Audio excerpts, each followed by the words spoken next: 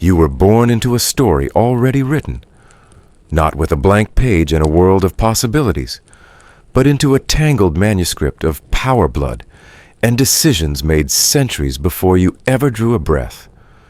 You didn't choose your name or your bloodline, or the secrets stitched into both.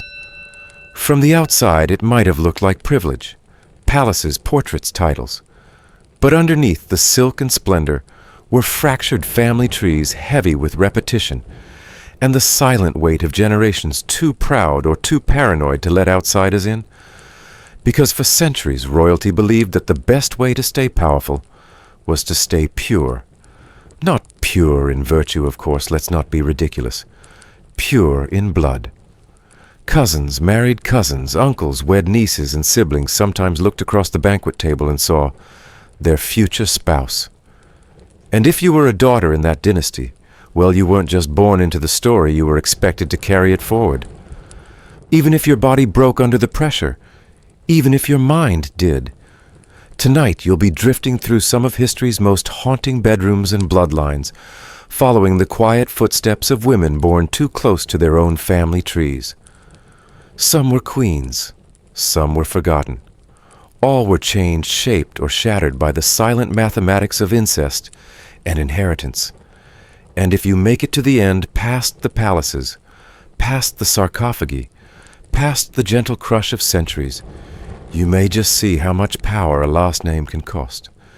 If you enjoy this sleepy wander through history's darker corners, be sure to follow along for more late-night tales of power mystery and the strange ways the past still echoes.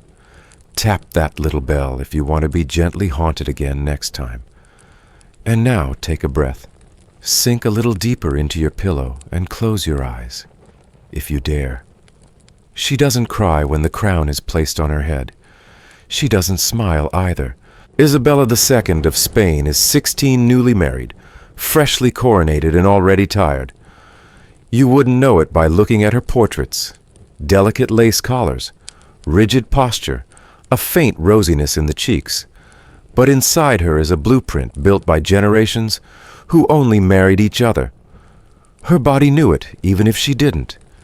She would rule an empire, but the true ruler had already written her fate in blood genetics. Born in 1830, Isabella was the daughter of Ferdinand VII and his niece Maria Cristina of the Two Sicilies' yes niece. Not metaphorically, literally. The family had a habit of drawing the family tree like a wreath, looping the same branches again and again. In fact, her grandparents on one side were also her great-grandparents on the other. If that sounds confusing, it's because it was. Her lineage wasn't a tree at all. It was more like a braid stitched too tight. Ferdinand had longed for a son, and his desperation became national anxiety. He'd married 3 times before Maria Cristina, and each time he buried another hope for a male heir. When Isabella was finally born, the sigh of relief was audible, but still tinged with disappointment. A girl, not ideal, but she was alive, and that already made her rare. Several of Ferdinand's siblings had died young. In fact, early death had stalked the Bourbons for centuries, riding quietly alongside every birth like a shadow in the cradle. When Isabella was just 3, her father died, and with him the last male Bourbon on the Spanish throne.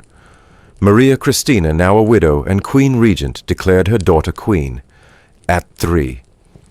That declaration sparked the Carlist War's civil unrest over whether Spain should pass the crown to Isabella, a female child, or to her uncle Carlos. And while grown men fought and soldiers bled over dusty fields, little Isabella sat inside cold palace walls being told she was sovereign. Her marriage, as you might expect, was less about love than logistics. At 16, she was wed to Francisco de Assis de Bourbon, the son of her father's brother, making him her double second cousin. There were other suitors, of course. Britain hoped she'd marry Prince Leopold of Saxe-Coburg-Gotha, who was Protestant but charming. France countered by pushing Duke of Montpensier, son of Louis Philippe. But in the end, Spanish nationalism demanded a purely Spanish match. And so Francisco. Here's the uncomfortable part, well, one of them. Francisco was widely believed to be effeminate. Some courtiers whispered he had no interest in women at all.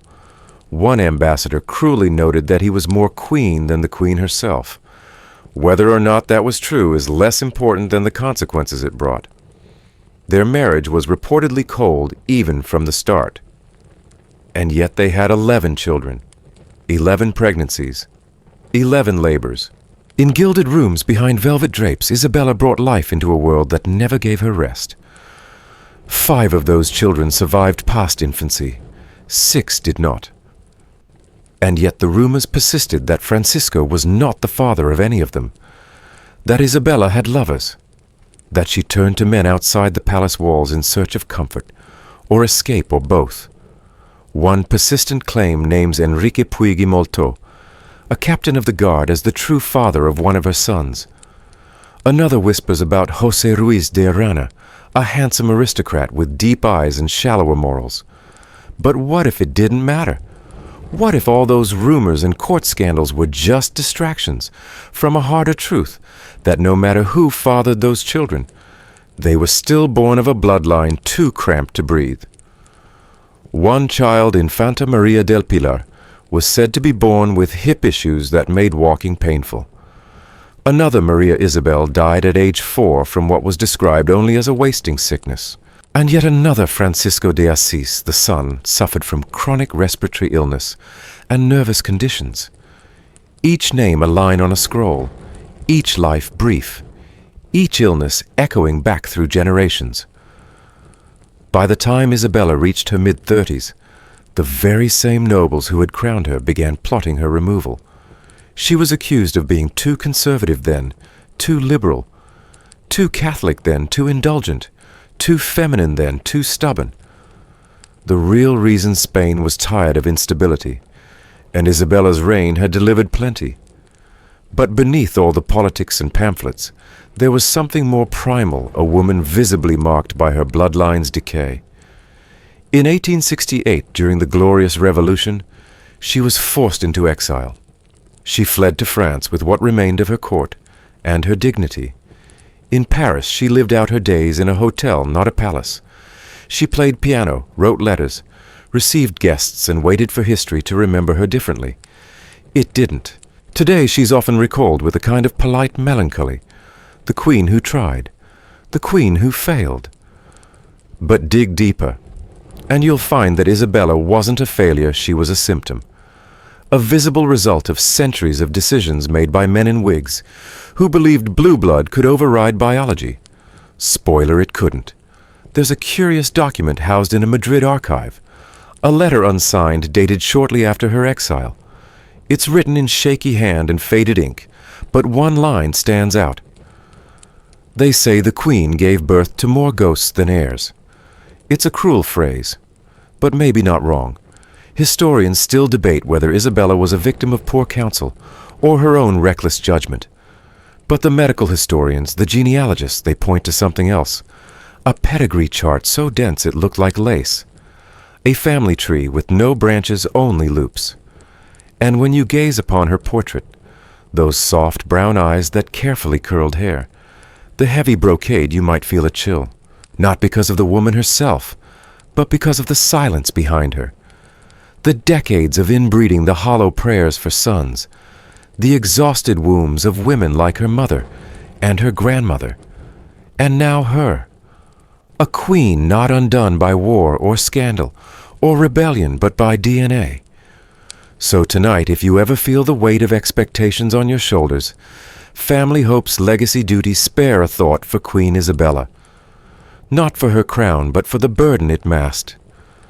Not for her throne, but for the echo of lullabies never sung of children, never grown, and of names lost to history before they were ever learned. And remember, sometimes the most tragic legacies aren't the ones carved in marble, but the ones written in blood. You wouldn't know it from her portraits, the soft curls, the smooth porcelain skin, the serene gaze. But Marie Louise of Austria carried the weight of generations inside her bloodstream. Not in the poetic sense, but in the literal biological one. Her veins ran with compressed ancestry, with names repeated so often they lost all meaning. By the time she was married off at 18, her body had already inherited centuries of choices she never got to make, and all of it wrapped in lace and empire was quietly waiting to break. She was born in 1791 into the House of Habsburg-Lorraine, one of Europe's most tangled royal dynasties. Her father, Francis II, Holy Roman Emperor, and later Emperor of Austria, had married his double first cousin, Maria Theresa of Naples and Sicily. That meant they shared both sets of grandparents. Yes, both. Marie-Louise had only 4 unique great-grandparents. For context, most people have 8. She had half the genetic diversity of a person born into an ordinary family. The math of incest doesn't lie. It just waits patiently for consequences. From childhood, Marie-Louise was described as fragile but intelligent. She spoke multiple languages, wrote poetry, and played the piano beautifully. But behind that refined upbringing was a grim reality she was being groomed to be a pawn. A well-bred, well-educated offering to whatever political marriage best suited the Habsburg interest. And that moment came when the drums of war began echoing through Europe, led by a man her family despised, Napoleon Bonaparte. In a twist that felt more like myth than monarchy, Marie-Louise was married to Napoleon in 1810. The same Napoleon who had waged war against her homeland. The same man who had forced her father to dissolve the Holy Roman Empire.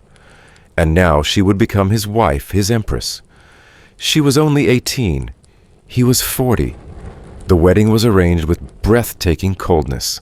Marie-Louise reportedly said, "I am being sacrificed to politics," and she wasn't wrong. Her grandmother, Maria Theresa, had once said, "Marriage is the business of women." But for the women of royal blood, marriage was less business and more battlefield. You didn't bring dowries. You brought dynasties. Marie-Louise traveled to France with great ceremony. In one of the more theatrical gestures of dynastic transition, her Austrian entourage was dismissed at the border. French courtiers took over. New language, new clothes, new rules. One lady-in-waiting noted that Marie-Louise seemed dazed for days, as though floating through a dream she couldn't wake from. Or maybe she just knew better than to resist. But here's the twist: by many accounts, she didn't hate Napoleon. In fact, she reportedly grew fond of him. He was attentive, generous, even kind by imperial standards. He gifted her jewelry, brought her roses, and called her his Austrian flower. Of course, history has a sense of irony. The man who built an empire by force married a girl bred by generations of incest, and genuinely liked her. Their union bore one child, Napoleon II, also known as the King of Rome. The boy was born in 1811, and the French court erupted in celebration. Napoleon had what he always wanted, a male heir. But behind the scenes, all was not well. Marie-Louise suffered greatly during the birth, and afterward her health declined. There are letters in which she mentions chronic fatigue, digestive problems, and anxiety. Some of her symptoms, modern historians suggest, could be linked to the same genetic fragility that haunted her family tree. Her son, too, would suffer. Napoleon II was a sickly boy, prone to coughing fits and chest infections. He would never reign. After Napoleon's fall in 1815, Marie-Louise was returned to Austria, but not to motherhood. Her son was kept in Vienna, raised by the emperor's household, while she was handed a consolation prize, the Duchy of Parma. There she was allowed to rule, though never truly free. And it's in Parma where her story takes a quieter, stranger turn. Marie-Louise remarried not once but twice. First to a general named Nyperg, a man with whom she fell in love during her exile, and after his death to another Austrian officer. These were morganatic marriages, meaning her husbands were not of royal rank and would never be kings. But they were hers, and in these later years, Marie-Louise finally lived on her own terms, far from the grandeur and control of Vienna or Paris. Yet even in Parma, the past clung to her. Visitors to her court commented on her frail appearance. One diplomat described her as elegant but distant, as if forever retreating into some quiet corner of herself. Another remarked on her deep concern with her son's health, even from afar. She received regular reports, sent clothing and toys, and requested portraits. But the separation remained. Napoleon II died at just 21, likely from tuberculosis, though some speculate underlying congenital issues made him more vulnerable. Marie-Louise outlived him by nearly 2 decades. And so here she was, the woman once gifted, like a treaty, quietly ruling a duchy, reading letters from a ghost. Historians still argue whether Marie-Louise was complicit in Napoleon's regime or simply a victim of royal fate. Was she a willing empress or a hostage in silk gloves? But from a biological perspective, the verdict is clearer. She embodied the toll of bloodline obsession. A young woman with only half the genetic variation of her peers passed between empires who bore one heir and then faded gently into the background. There's a lesser-known anecdote that says Marie-Louise kept a small locket with a pressed rose from her wedding bouquet. It wasn't lavish, just a withered bloom behind glass. When asked why she kept it, she reportedly said, "Because it was the one thing no one asked me to give away." And maybe that's what lingers most about her. Not the wars, not the titles, but the quiet grief of a girl told that duty was destiny and who lived long enough to know better.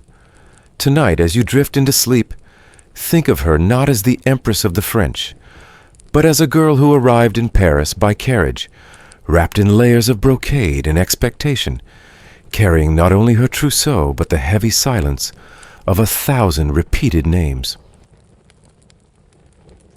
You never meet your uncle expecting to marry him. But for Maria I of Portugal, that wasn't just a possibility, it was destiny. In her world, love had no say. Blood had all the power. And when the crown came calling, even your closest relatives could become part of the plan. She was the daughter of a king, the wife of an uncle, and eventually a ruler whose mind unraveled under the crushing weight of expectations, and possibly her own genes. Born in 1734 to King Joseph I of Portugal and Mariana Victoria of Spain, Maria Francisca, Isabel Josefa, Antonia Gertrudes, Rita Joanna was their first surviving child, one of those impossibly long royal names that only seem to exist for people destined to suffer under them. Her childhood was by royal standards quite calm. She was educated in music languages and theology, and was noted for her piety. In fact, she was called Maria the Pious by many. She had a deep, sincere belief in Catholicism, which would shape her decisions as queen, and perhaps accelerate her decline. Her parents were already closely related, but that wasn't enough to satisfy the court's obsessive devotion to dynastic preservation. When it came time to marry, Maria was joined in union with none other than her paternal uncle, Infante Pedro of Portugal, her father's younger brother, an archduke of the same bloodline, of course. It was a marriage carefully engineered to keep the House of Braganza tight and intact. And from a political standpoint, it worked. The couple had 6 children together, and Pedro was named co-ruler with Maria when she inherited the throne in 1777. But the strain was already showing. Within their brood of 6, 2 daughters died young, and only one child, John VI, survived long enough to reign. Several of their other children displayed symptoms that today might be interpreted as neurological or psychiatric in nature. One daughter, Maria Anna, reportedly never spoke and died at age 34. Another son died as an infant after a series of seizures. While records from the era are often vague or euphemistic, historians suspect that at least some of these issues stemmed from the accumulation of recessive traits, made more likely through close consanguinity. Maria's own mind began to fray in the 1780s. At first it was subtle, episodes of extreme religious guilt, a growing obsession with her father's legacy. Then, after the deaths of her husband-confessor and eldest son in rapid succession, the cracks widened.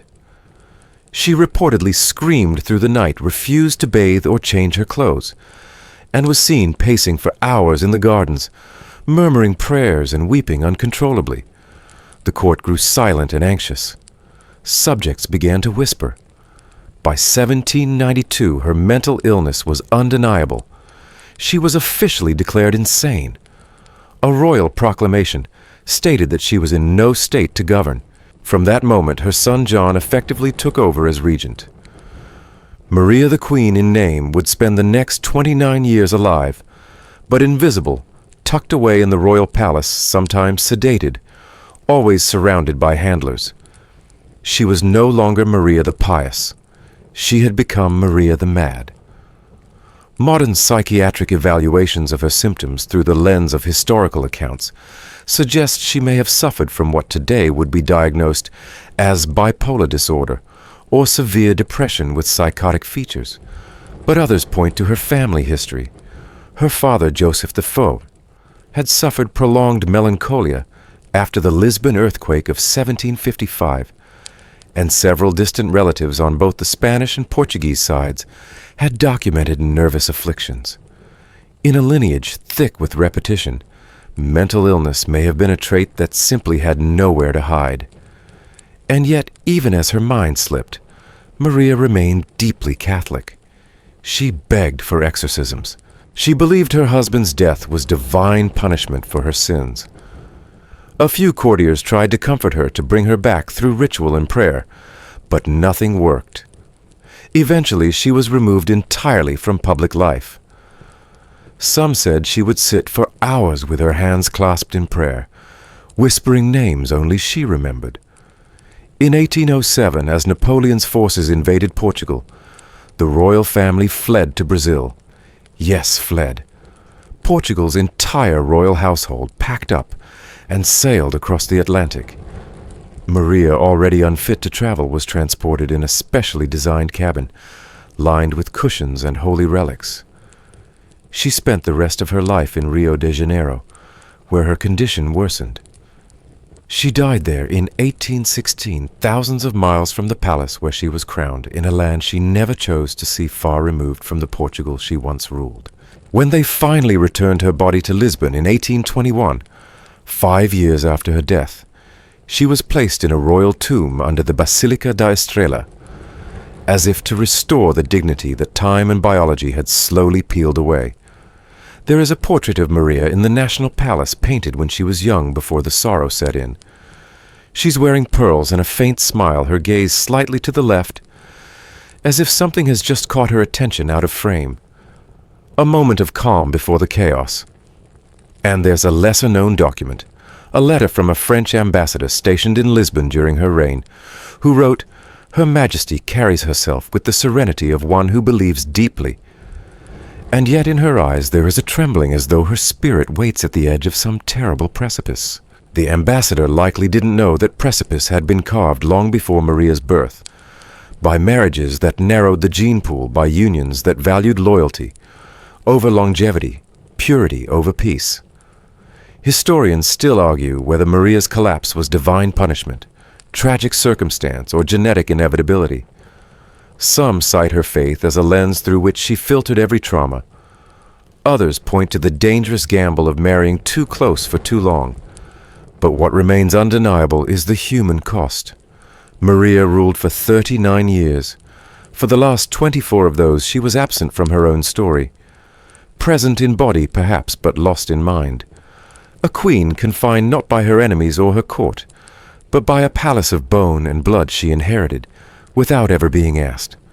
Tonight, if you think about the fragility of power, remember Queen Maria, a woman of faith married to an uncle betrayed by her own brain, not because she failed, but because those before her had insisted on preserving a bloodline no matter the cost. And sometimes that cost is everything. You try to be strong like they told you. You hold your head up. You smile politely. You nod when your cousin-turned-husband gives you the same tired compliment he's said a dozen times before. You memorize the names of your ancestors, because they're also the names of your husband's ancestors. You learn to carry a goblet the way a queen should, with grace, with dignity, with silence. But grief, it turns out, can't be trained. And for Elizabeth d'Orléans, it didn't take long before the wine in that goblet became her only refuge.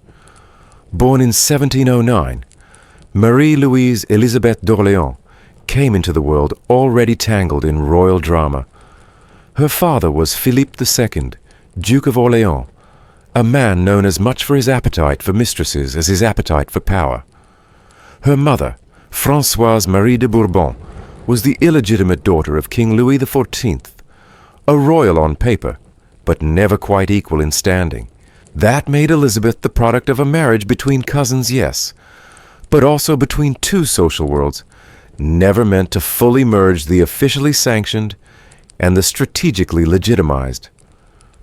As a child, Elizabeth was described as bright and vivacious, but court observers also noted a wild streak, impatience flashes of arrogance, and a sharp tongue for anyone who questioned her worth. It wasn't hard to understand. She had royal blood, but the kind of royal blood that needed explaining. Her parents' marriage was a political compromise. Her existence a patch stitched into a quilt that already had too many seams. At age 12, she was betrothed to her cousin, Charles, Duke of Berry. He was the third son of the Grand Dauphin, and thus a decent match, not the crown, but close enough to keep things tidy. The wedding was rushed. She was 15. He was 24, and though it was celebrated with fireworks and pageantry, those close to the couple spoke in whispers. There was no affection, only duty. No spark, just lineage. Their marriage was by all accounts deeply unhappy. Charles drank heavily. Elizabeth did too.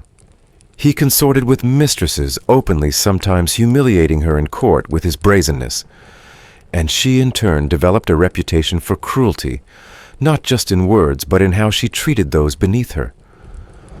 One chambermaid later wrote that Elizabeth wielded her beauty like a blade, and her bitterness like a crown. But perhaps the bitterness had roots. Elizabeth gave birth to 3 children, all of whom died in infancy. The first, a daughter, survived only a few weeks. The second was a stillborn son. The third died shortly after birth. Each pregnancy left her weaker, not just physically but emotionally. By her early 20s, she was already known as La Duchesse d'Ombre, the Duchess of Shadows. Historians still argue whether these losses were due to the accumulated effects of inbreeding, or simply the high mortality rates of the time. But it's telling that so many other members of her extended family, born of similarly tangled bloodlines, experienced similar tragedies. Some were stillborn. Some suffered from wasting diseases.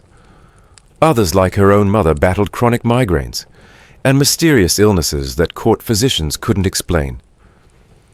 In the aftermath of her children's deaths, Elizabeth turned increasingly to alcohol. By one account, she was drinking wine by the bottle by age 14, before her wedding, before her first birth, before her grief had a name. It wasn't uncommon for royals to drink heavily, especially women who were often given wine as a remedy for everything from menstrual cramps to melancholy. But for Elizabeth, it wasn't medicine. It was a slow unraveling. After her husband Charles died unexpectedly in 1714, possibly from internal injuries. After a drunken fall, Elizabeth was left widowed at 24. She wore black as custom dictated. But her mourning was brief, and rumors swirled that she felt only relief. No children, no love, no future, just silence. She returned to court, not as a grieving widow, but as a woman untethered. Her behavior became more erratic. She flirted openly. She gambled heavily. She insulted other noblewomen at public events, sometimes loud enough for bystanders to gasp. At one infamous masquerade ball, she appeared dressed as Diana the Huntress, her gown embroidered with tiny skulls. A subtle message, maybe, or just the fashion of someone too tired to pretend she hadn't been broken. There's a letter tucked away in a provincial archive, written by one of her ladies-in-waiting. In it, she describes Elizabeth sitting for hours by the window, watching nothing in particular fingers stained with wine. She mutters to herself sometimes, the lady wrote. I cannot tell whether she speaks to God or to ghosts. By the time she reached 30, her reputation had soured entirely. The court saw her as unstable, impulsive, even dangerous. And yet no one could quite look away. She had that kind of magnetism, the kind forged in fire. A woman who had nothing left to lose, and who knew it. She never remarried. Not because there weren't offers, there were, but because she refused, or so she claimed. I have already wed sorrow, she reportedly told a suitor. What more could you give me? Modern historians often frame Elizabeth as a tragic byproduct of Bourbon politics. A woman bred to serve dynastic needs, whose emotional life was treated as irrelevant. Her losses were many children, husband, reputation, but none greater than the loss of choice. From birth to widowhood, her path had been laid out by names on parchment and coats of arms stitched into velvet. What makes her story more chilling is how many women like her there were, who drank to numb the silence, who smiled through broken dreams, who vanished into corridors of palaces that glittered from the outside, but echoed with loneliness within. If you walked through the Chateau de Versailles today, you could still visit the salon where Elizabeth once hosted her gambling nights. The gilding has been restored. The velvet is new. But the walls remember. Somewhere beneath the paint, her laughter, sharp, brittle wine-soaked, still lingers.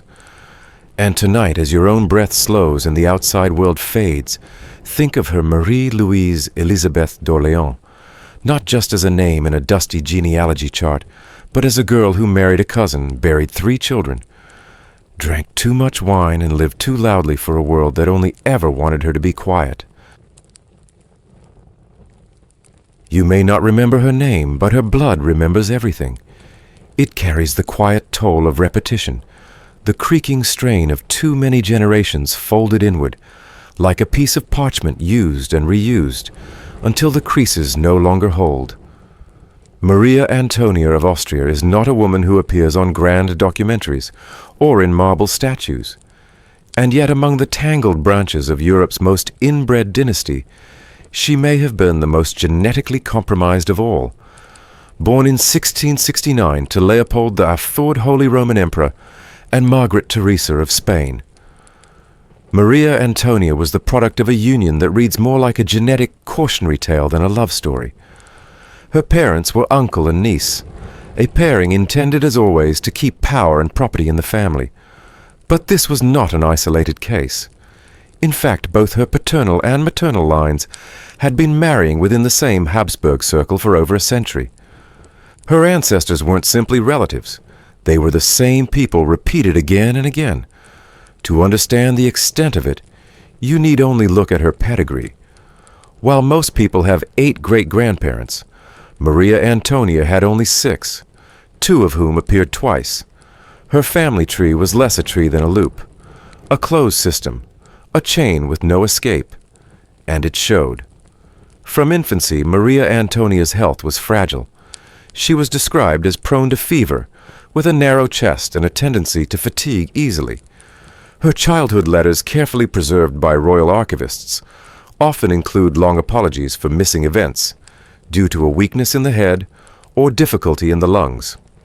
In one particularly haunting note, written at age 11, she wrote to her governess, "I feel always that I am almost recovered, but never truly better." It's a quiet phrase, but it reveals so much a child already aware of her body's limitations. Despite this, she was married at age 15 to Maximilian II, Emmanuel, Elector of Bavaria, in yet another dynastic match. It was on paper, a political masterstroke, uniting 2 powerful Catholic houses against the rising influence of Protestant states. In reality, it was just another layer in a long claustrophobic history of keeping the bloodline closed. Their only child, Joseph Ferdinand of Bavaria, was born in 1692. For a brief moment, he was hailed as the great hope of the Spanish succession crisis. He had ties to both the Habsburgs and the Bourbons. The idea was that he could unite 2 powerful empires and prevent a war. But his health was uncertain from the start. He was small, sickly, and plagued with digestive problems. Some reports suggest he suffered seizures. Others describe him as unusually pale and slow to speak. He died at age 6, likely from smallpox, but some historians believe underlying genetic weakness played a role in how poorly his body fought the disease. Maria Antonia never had another child. And in 1692, the same year she buried her son, she herself died at just 23. The official cause was tuberculosis, but many believe she had been ill for most of her life. Her death closed a chapter in the Habsburgs' long attempt to self-perpetuate. It also left a dangerous vacuum in European politics, accelerating the War of the Spanish Succession. And here's where the numbers get truly disturbing. Geneticists who have studied the Habsburg dynasty often use a metric called the inbreeding coefficient. It measures how closely related an individual's parents are on a scale from 0 unrelated to 1 identical twins. Maria Antonia's inbreeding coefficient has been estimated at around 0.305. To put that in perspective, the child of a brother and sister has a coefficient of 0.25. Maria Antonia's number was even higher, meaning her genetic profile was more inbred than that of a typical sibling union. Historians still argue whether her death was simply a tragic coincidence or the inevitable result of dynastic obsession. One camp believes tuberculosis was rampant in Europe at the time, and her death fits the norm. Others point to the sheer volume of Habsburg children who died young or suffered from chronic illness, noting patterns too consistent to be ignored. There's even a famous comparison between Maria Antonia and her more infamous uncle Charles II of Spain, the so-called cursed king, known for his severe physical and mental disabilities. While Charles has often been seen as the face of Habsburg, inbreeding Maria Antonia's genetic map may have been even more extreme. The difference is Charles ruled. Maria faded quietly. You won't find grand monuments built in her name. No epic operas, no tragic ballads. But her life was just as important, if not more so, because it reminds us that genetic consequences don't always manifest as grotesque deformities. Sometimes they appear as whispers, tiredness, infertility, vague illness, or an entire life lived beneath the weight of decisions made centuries before you were born. A small painting of Maria Antonia hangs in the Kunsthistorisches Museum in Vienna. She's dressed in blue satin, her hand resting lightly on a table, a pearl necklace draped across her collarbone. Her expression is calm, almost detached. But if you look closely, there's something strained in her eyes. Not sadness exactly, more like resignation. As if she already knew her story wouldn't end in triumph. And yet she tried. She played the role. She bore the child. She smiled through the aches and posed for portraits like every good Habsburg was trained to do. In the end, though, biology didn't care about etiquette. It simply did what it always does. It reacted to the inputs it was given. And Maria Antonia, poor girl, had inherited 1,000 years of repetition. Tonight, as you drift gently downward, let her memory be a quiet echo. Not the tragic spectacle of Charles II, but the subtle tragedy of the forgotten. A woman whose body was written in ancient codes, whose fate was signed before she ever signed her name. It wasn't supposed to be this difficult. That's what the priest said anyway. The gods had blessed her family, hadn't they? The dynasty was ordained by divine right, supported by centuries of tradition, protected by blood so pure it was practically sacred. That's what they told Cleopatra II from the moment she could understand language. That she was a goddess walking among mortals. That her blood was more than just noble, it was eternal. But eternity, it turns out, comes with a cost. Born in the 2nd century BCE, Cleopatra II belonged to the Ptolemaic dynasty of Egypt, a Greek Macedonian ruling family that had taken over following the death of Alexander the Great. Though they ruled Egypt, they were not Egyptian in heritage. Instead, they were Hellenistic conquerors who adopted just enough of the local culture to keep the populace in line while keeping their bloodline strictly, painfully, infamously Greek. How strict, let's put it this way. Cleopatra II's parents were siblings. Her grandparents were siblings. Her own children married their siblings. And when she eventually ruled alone, it was after years of co-ruling with her brother husband, followed by a bloody power struggle with her daughter, who had also married her own uncle. If it sounds like a twisted family soap opera, it's because it was except the stakes were empires, not inheritances. Cleopatra II was married to her brother Ptolemy VI, and they ruled together for several years. The marriage was political naturally. Love was not the objective continuity was.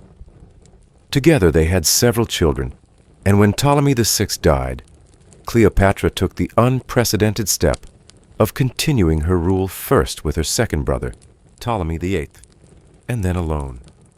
At various times she ruled jointly with both Ptolemy VI and Ptolemy VIII, creating a trifecta of sibling marriage governance that would make even the most complicated royal families of Europe raise an eyebrow. But the inbreeding wasn't just a quirk of dynastic tradition. It was a deliberate, ritualized, and religious act. The Ptolemies believed that marrying a sibling wasn't just acceptable, it was necessary. A way to emulate the gods. Isis and Osiris were siblings. So were many of the other deities of the Egyptian pantheon. If the gods could keep it in the family, so could the pharaohs. And so Cleopatra II followed the tradition. She bore children from her brother husbands. Some of those children survived, others did not. One daughter, Cleopatra Thea, would later become Queen of Syria and play a tragic role in the Seleucid dynasty's own decline. Another child, a son named Ptolemy Memphites, met a much crueler fate. During a particularly vicious power struggle with her brother, Ptolemy VIII, Cleopatra lost not only her throne, but her son, who was reportedly murdered and dismembered on the orders of his own father and uncle. The pieces were allegedly sent to her as a warning, a message from one ruler to another, or from one sibling to another. Historians still argue about the exact sequence of these events, and whether Ptolemy VIII truly carried out such a gruesome act, or whether the story was a piece of royal propaganda designed to frame him as the villain. But either way, the damage was real. Cleopatra II fled Alexandria and launched a rebellion from Upper Egypt. She would eventually return and reconcile with Ptolemy VIII because of course she did. Blood is thicker than water, and in the Ptolemaic world it was also the currency of power. As for her health records are scarce. Ancient historians often gloss over the personal toll of this kind of lineage, but we can infer from the larger patterns. Inbreeding at this level increases the likelihood of numerous genetic disorders, from infertility to immune deficiencies, to physical deformities, to mental illness. It's worth noting that several Ptolemaic rulers were described as obese, slow-witted, or erratic. And while Cleopatra too was regarded as intelligent and politically capable, her children were not so fortunate. What makes Cleopatra II's story so unsettling is how normalized it was. This wasn't seen as taboo or whispered behind closed doors. It was celebrated, sanctified, etched into temple walls. The bloodline was more important than the body, and the woman, no matter how regal, was first and foremost a vessel. There is no surviving portrait of Cleopatra II that can be definitively confirmed. Most statues and coins from the period depict generic Hellenistic features: broad forehead, strong chin, stylized eyes. But the lines between her image and those of her siblings blur, not just because of poor documentation, but because they all look so alike. Generations of shared genetics had flattened the diversity of their features. They were echoes of one another, clones in gold and marble. There's something profoundly haunting about that. One scholar described the Ptolemaic dynasty as a hall of mirrors reflecting the same face over and over. Cleopatra II then wasn't just a ruler. She was a reflection of centuries of intentional inbreeding, polished into a queen, but carrying 1,000 ancestral whispers in her blood. Her reign was long, her life marked by war, betrayal, reconciliation, and loss. But in the end, what she passed on wasn't just power. It was a blueprint of degeneration. Today, when we speak of Cleopatra, we usually mean Cleopatra VII, the more famous descendant lover of Julius Caesar and Mark Antony, last pharaoh of Egypt. But she too inherited this blood. Her lineage flowed through generations of marriages between brothers and sisters, uncles and nieces, all the way back to Cleopatra II. The legacy wasn't just royal, it was biological. And while Cleopatra VII would be remembered in poems, operas, and Hollywood films, Cleopatra II remains in the margins, a quieter, darker version of the same myth. A woman who survived the machinery of a family that loved itself a little too much. As you sink further into the calm of this evening, think of Cleopatra II. Not the femme fatale, not the glamour, but the quiet survivor. The woman who ruled beside her brothers, then against them. The mother who lost her son to her own blood. The queen whose inheritance was both a crown and a curse. You might think that inbreeding was a relic of ancient kingdoms, locked in tombs and tapestries, fading somewhere between powdered wigs and forgotten names. But then you meet Princess Alexia of Greece, and you realize just how recent the echoes really are. She was born in 1965, the same year the Beatles were playing Shea Stadium, and American troops were pouring into Vietnam. The world was changing fast, but for some royal families, the bloodlines hadn't changed at all. Alexia wasn't born into myth or shadow. She was born into flashbulbs and fanfare. The daughter of King Constantine II of Greece and Queen Anne-Marie of Denmark, she came into the world already wrapped in layers of protocol and pre-written expectations. Her birth was announced with great ceremony. She would be raised in palaces, wear miniature tiaras, and be trained, of course, to marry properly, which in royal terms often means carefully, and preferably not far from the family tree. But here's the quiet truth behind all the photos and formalities. Alexia's parents were related. Not once, not twice, but 3 times. Queen Anne-Marie and King Constantine were both descendants of Christian IX of Denmark. They were second cousins. They were also third cousins through Queen Victoria. And they had overlapping ties through multiple European monarchies, all of whom had married one another repeatedly throughout the 19th and 20th centuries. In genetic terms, Alexia was born with what's known as a double consanguineous background, not uncommon in European royalty, but unusually dense for the modern era. If you're picturing family trees, don't. Picture family circles, repeating names, repeating faces, the same houses intermarried for generations, until the only variation left was in dress uniforms and ceremonial sashes. By the time Alexia was born, the European aristocracy had created a kind of closed-loop system, where even the fresh branches on the family tree were only a few leaves removed from the core. And yet no one said it out loud. Not in the papers, not in the press briefings. The royals waved, the children smiled, and the genes kept folding inward. Alexia grew up mostly in exile. In 1967, just 2 years after her birth, a military coup in Greece overthrew the monarchy. The royal family fled first to Rome, then to London. In this new life, Alexia lived a strange blend of celebrity and statelessness. She attended boarding school in England, spoke fluent Greek and Danish, and was often photographed at royal events alongside her cousins from the Danish and British royal families, many of whom were, of course, also genetically related. Despite the political turbulence, her upbringing was carefully curated to maintain the illusion of stability. But behind closed doors, medical privacy being what it is, there were rumors. Quiet, persistent questions about her health, about her development, about whether the legacy of so much overlapping blood had left any trace. There's no evidence of serious illness or deformity in Princess Alexia's case. In fact, she appears healthy and vibrant in nearly every public appearance. But scientists studying European royal family genetics have long warned that effects of inbreeding don't always show in dramatic ways. They can be subtle, lower resistance to disease, autoimmune disorders, fertility issues, even mild cognitive or behavioral patterns that rarely get attributed to genetics because they're so easy to mask behind wealth and structure.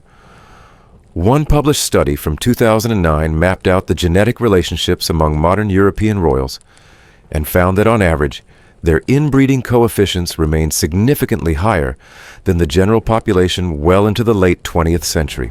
The study didn't name individuals, but the patterns were clear. In families like Alexia's descended from both the Danish and Greek monarchies, blood purity had been pursued well past the point of prudence. Historians still debate how intentional this was in the modern era. In earlier centuries, it was deliberate. Marrying within the family meant fewer claims to challenge, fewer alliances to manage, and more trust within the ruling circle. But by the 20th century, critics argue that royal families should have known better, that medical science, especially genetics, had already proven the risks. Yet tradition, it seems, still held sway, especially among the most tradition-bound institutions on earth. In 1999, Princess Alexia married Carlos Morales Quintana, an architect of Spanish descent with no known noble background. It was by royal standards a break in protocol, a love match, as the tabloids said, and one that offered her children a cleaner genetic slate. They have 4 children together, and by all accounts lead a quiet, private life in the Canary Islands, far from the echoing halls of European palaces. It's a fitting ending for a woman whose birth was steeped in centuries of pressure, but whose adult life has largely avoided the spotlight.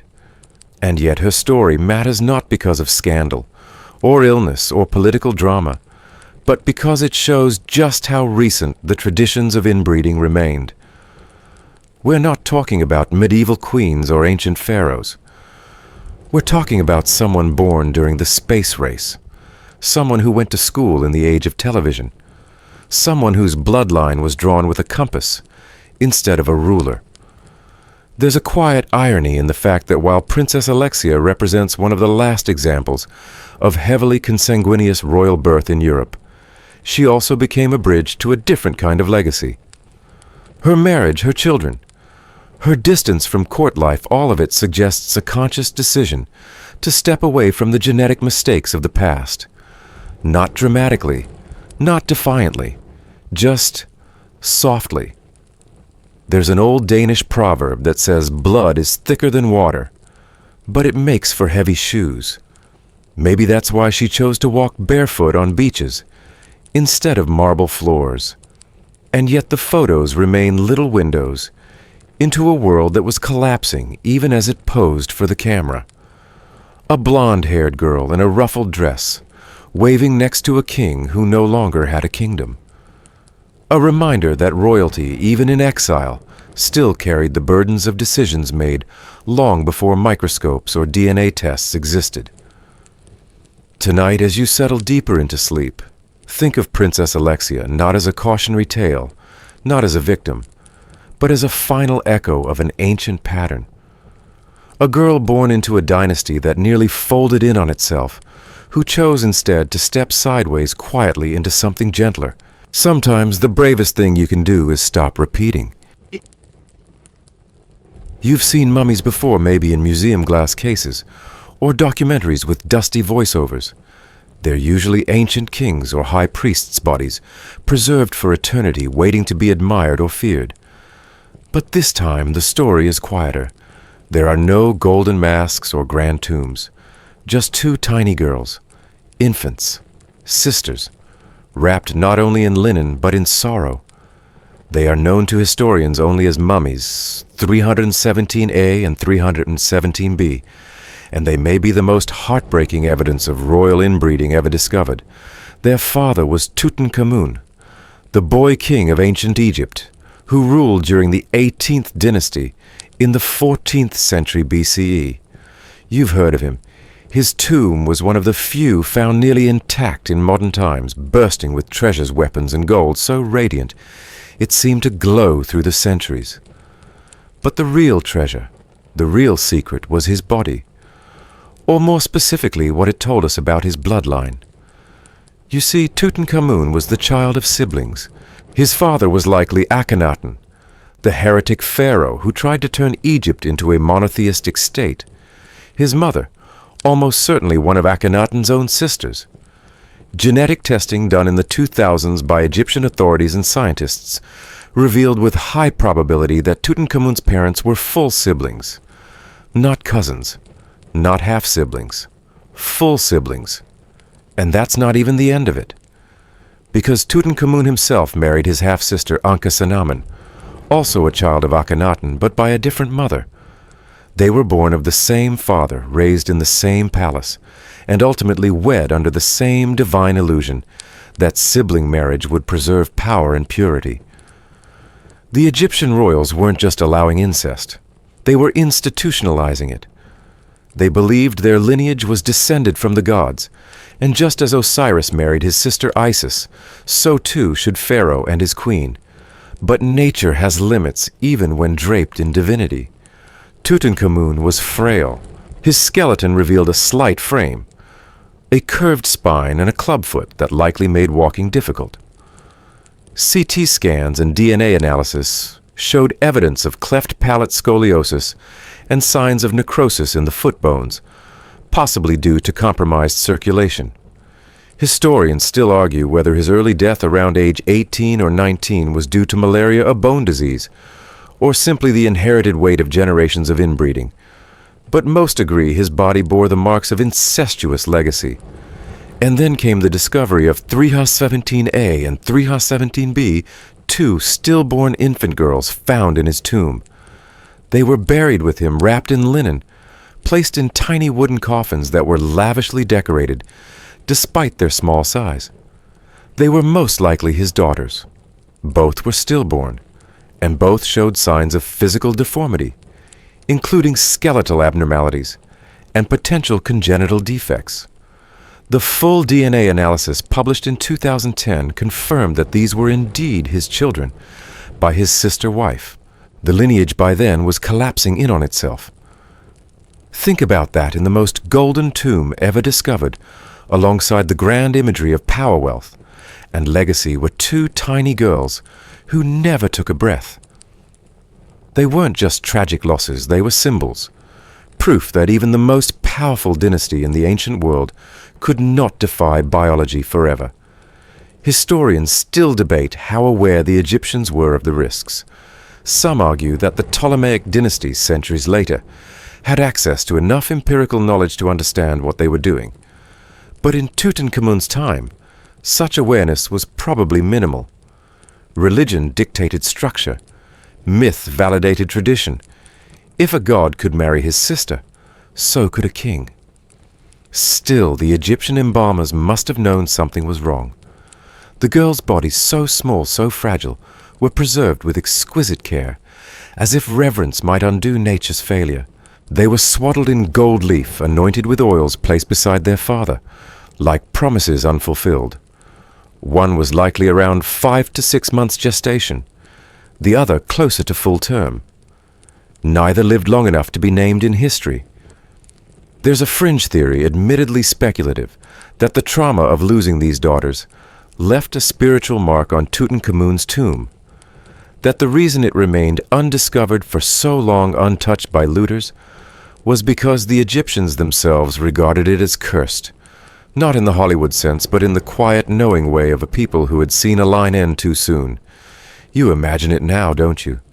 The funeral rites, the slow, measured chanting, the tiny coffins being sealed, the scent of resin in the air. And behind it all, a mother Ankhesenamun, barely older than a teenager herself, watching her children taken away before ever hearing them cry.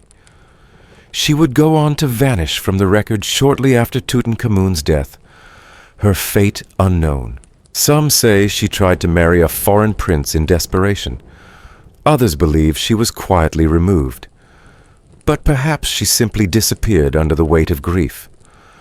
What's undeniable is this 317A and 317B represent the final whispering gasp of a dynasty that had turned so tightly inward it could no longer breathe. Their stillness was not just personal. It was political, religious, generational. And you, resting now in the comfort of your own bed, can feel the distance stretch across centuries, but only just. Because these weren't myths, they were people. A young man, his body broken before his soul had a chance to bloom. A sister wife trying to be both queen and mother. Two daughters who carried too much DNA, too many expectations, and never saw the sun. Tonight, as you listen to the soft hum of time passing, let their presence be more than a footnote. Let them be a reminder that the pursuit of purity, even in gold, can end in silence. The past isn't always draped in velvet. Sometimes it wears lacquered hats and silk robes, and sometimes it speaks a language not of empires, but of dynasties of quiet calculations inked onto scrolls, and marriages arranged not for love or lust, but for lineage. And while the West often draws the spotlight in discussions of royal inbreeding, it's far from the only stage where those shadows played. In the palaces of Joseon Korea, the same story echoed, more subtle, perhaps more softly told, but no less insistent in its pursuit of bloodline purity. The Joseon dynasty ruled Korea for over 5 centuries, from 1392 to 1897.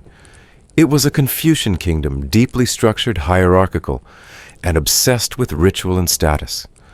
And like their European counterparts, Korean royals and aristocrats placed immense importance on lineage continuity, often marrying within the Yangban class, a hereditary aristocracy, to maintain political and social power. The more noble the blood, the smaller the pool of eligible matches became. Unlike in Europe, where uncle-niece and sibling marriages were openly institutionalized in some dynasties, Joseon Korea banned direct incest, at least on paper. The Confucian codes prohibited marriage between individuals within the same clan Bongguan for at least 6 generations, a rule that appears strict compared to Western standards. But loopholes abounded. Many noble families, especially those closely tied to the royal court, intermarried through maternal lines or across parallel family branches, creating de facto consanguineous unions without violating the letter of the law. Over generations, this led to a phenomenon scholars now refer to as indirect inbreeding, where family trees remain separate enough to appear compliant, but converge again and again behind the curtain, particularly in royal or near-royal households, where marriage options were limited. The bloodline began to tighten. One well-documented example comes from the Andong Kim clan, one of the most powerful families in late Joseon. Through strategic marriages, they inserted themselves repeatedly into the royal line, most famously through Queen Sunwon, who married King Sunjo in the early 19th century. Her family's influence was so deep that for decades afterward, successive queens consorts and court officials came from the same extended network. It wasn't open incest, but it was networked genetic redundancy, a phrase perhaps less dramatic than cousin marriage, but no less concerning over time.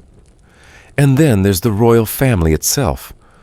The later Joseon kings from the 17th century onward showed increasing signs of physical frailty and mental instability.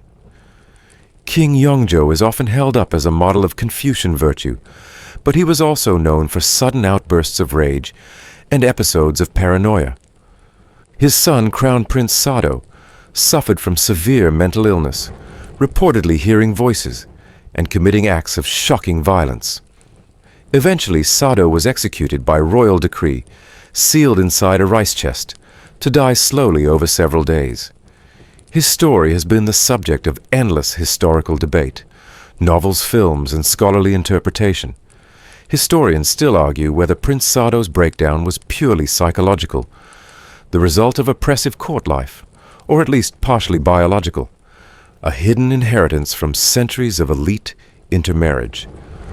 One Korean historian in a 2016 genetic anthropology conference pointed out that while there is no direct evidence of consanguinity in Sado's immediate ancestry, the cumulative effect of noble inbreeding in his extended bloodline could have contributed to a predisposition toward schizophrenia or bipolar disorder, especially when paired with the pressures of court isolation. The ripple effect didn't end there. Sado's son, King Jongjo, was brilliant and reform-minded, but plagued by illness and a sense of doom. He carried the trauma of his father's execution and reportedly suffered fainting spells and fevers throughout his life. Some believe his early death at age 47 may have stemmed from a congenital weakness, perhaps inherited through multiple overlapping noble lines. A fringe but fascinating detail comes from royal medical logs of the time which describe Jongjo's ailments, using the term weak bones and fading spirit. While poetic, some modern researchers interpret this as evidence of osteoporosis-like symptoms, or early autoimmune dysfunction conditions, that can in rare cases be linked to long-term genetic narrowing. And while Joseon Korea never institutionalized incest to the degree seen in Egypt or among the Habsburgs, the end result was not so different a bloodline, too tightly managed, too carefully curated, until resilience gave way to vulnerability. Today, the palaces of Seoul are tourist attractions. Gyeongbokgung, with its sweeping courtyards and painted eaves, welcomes crowds with cameras and umbrellas. But if you stand in the quieter corners, beside the shadowed chambers of the king's private quarters, or near the old well where attendants once drew water, you can still feel it the heaviness of history. Not the grand wars or conquests, but the soft, insidious pressure of 1,000 arranged marriages, signed in calligraphy, whispered through paper doors. Joseon Korea may not appear on every Western list of inbred dynasties. Its tragedies were subtler, its decline more bureaucratic than biological. But make no mistake, the pursuit of social purity of noble blood without interruption left its marks. Tonight, as you slip further into sleep, picture a royal child under layers of silk eyes, wide beneath a tiled roof, already promised to someone whose name appears on both sides of the family registry. He does not cry. He has been trained not to. But somewhere in his bones something creaks. The corridors of power don't always echo with drums and fanfare. Sometimes they whisper in Vietnamese through lacquered screens, behind courtly fans embroidered into royal robes that speak more in silence than decree. And in Vietnam's last imperial house, the Nguyen dynasty, the whispers weren't just about wars or succession. They were about blood. Not blood spilled in battle, but blood shared too closely, bound in honor tightened over generations, sometimes too tightly. Founded in 1802 by Emperor Jialong, the Nguyen dynasty united Vietnam under a single crown for the first time in centuries. It reigned until 1945, enduring colonization rebellion and cultural upheaval. The dynasty was proud, scholarly, steeped in Confucian rites and Mandarin governance. And like many such dynasties before it, it valued lineage above all else. In Vietnamese aristocracy, marriage was not just personal. It was political strategy, ritual duty, and genetic bookkeeping rolled into one. And while open sibling marriage was strictly forbidden under Confucian law, noble families, including the extended imperial household, frequently arranged marriages between cousins or between relatives from interconnected noble lineages, especially among the Mandarin class and high-ranking clans who served the court for generations. Take, for example, the powerful Tondat family, a sprawling network of Nguyen imperial relatives, named after the family name granted by Emperor Jialong to all direct descendants of his line, the Ton, that were not just courtiers, they were the imperial bloodline itself, running parallel to the throne. As the dynasty matured, so too did the internal pressures to keep it in the family. Senior branches of the Ton that intermarried with junior ones. Imperial princesses were sometimes wed to cousins from prestigious families like the Fan Ngo or Lei, many of whom had already married into the Nguyen clan themselves in earlier generations. It wasn't overtly incestuous, at least not in the Western sense. There are no records of full sibling unions, and first cousin marriages were not the norm. But second cousin and more distant consanguineous marriages were tolerated and sometimes encouraged to preserve political alliances and ensure loyalty to the throne. And over time, the result was the same as in any tightly knit aristocracy: a shrinking gene pool masked behind flowing silk and elegant calligraphy. One of the most debated figures in this context is Emperor Tujuk, who ruled from 1848 to 1883.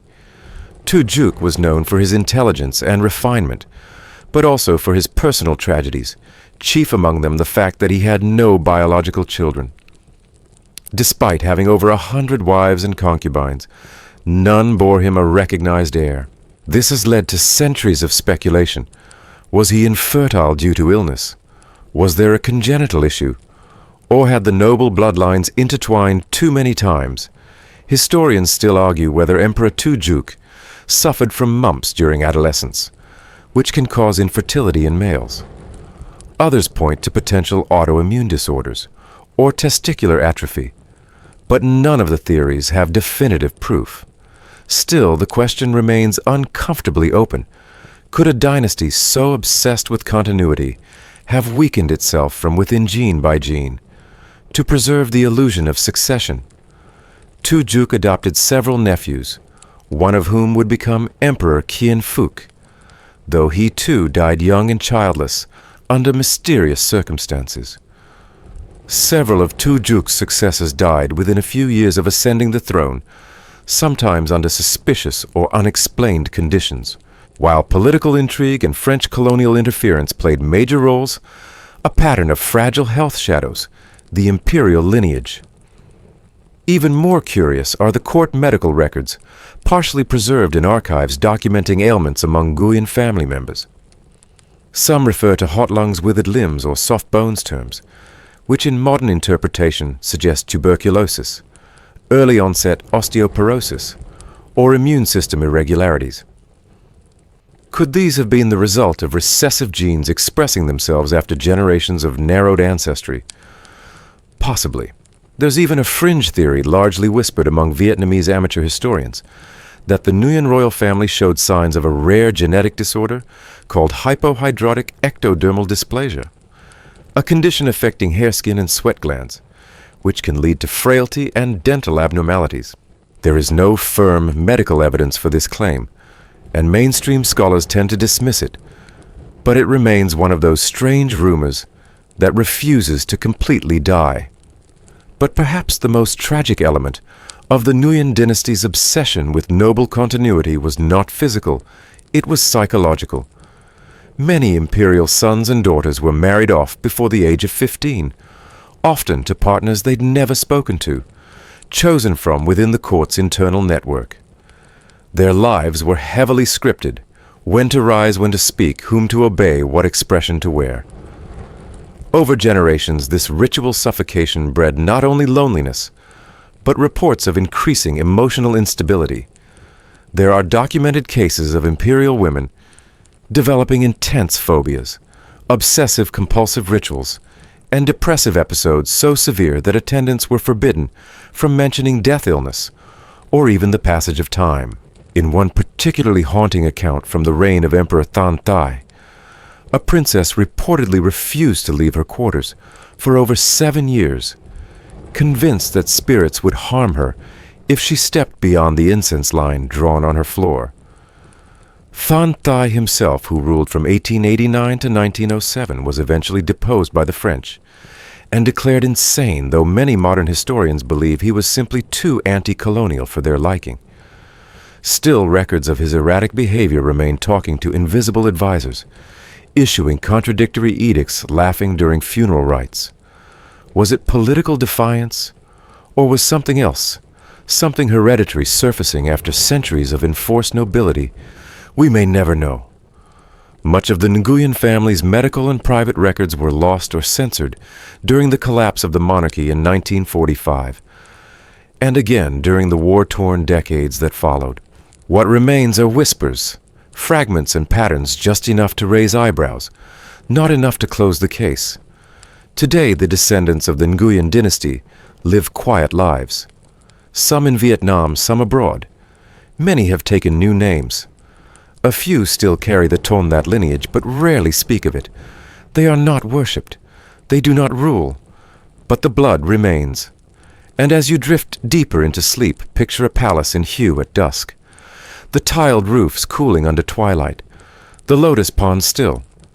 Somewhere inside, a boy reads by candlelight, his name already chosen, his wife, already picked his fate, already folding in on itself, like the creases in his scroll. He does not cry, but his bones remember. You arrive at the Red Fort, just as the sun begins to fall, casting long golden shadows over the sandstone walls. A warm breeze carries the scent of cardamom and dust, mingled with the soft echoes of court musicians who once played for emperors. You're standing on land once ruled by the Mughals, a dynasty as famous for its poetry and palaces as it was for its quiet descent into fragility. And like so many royal stories before this one is about love and lineage, and what happens when the two become inseparable. The Mughal Empire rose in the 16th century, founded by Babur, a descendant of both Genghis Khan and Tamerlane. Over the next 200 years, it became one of the most formidable empires in history, stretching across nearly all of the Indian subcontinent. Its rulers built the Taj Mahal reformed land taxation and presided over a cultural fusion that blended Persian elegance with Indian vibrancy. But behind the grandeur of empire was something more intimate, the deliberate control of bloodlines. Mughal emperors, like many royals, saw marriage as a tool of diplomacy and control. But in their case, the marriages were often internal among cousins, half-siblings, or within the extended Timurid lineage. And it wasn't always about strategy. Sometimes it was about love, at least the kind of love allowed within tightly managed dynasties. And sometimes it was simply about what was available inside the court's high walls. Take Emperor Jahangir, for instance. The fourth Mughal ruler, and the son of Akbar the Great Jahangir, was deeply in love with his 20th wife, Nur Jahan, a brilliant and politically astute woman who became one of the most powerful figures in the empire. Nur Jahan wasn't a cousin, but her family was already woven into the imperial web. Her niece would later marry Jahangir's son, Shah Jahan. Her brother held key military and administrative posts. And so by the time Shah Jahan rose to power, he was already entangled in a familial network that repeated itself across generations. Shah Jahan, the builder of the Taj Mahal, famously married Mumtaz Mahal, his beloved wife for whom the monument was created. What's less known is that Mumtaz was also his cousin, the daughter of his father's brother-in-law. Their marriage was not just romantic, but dynastically ideal.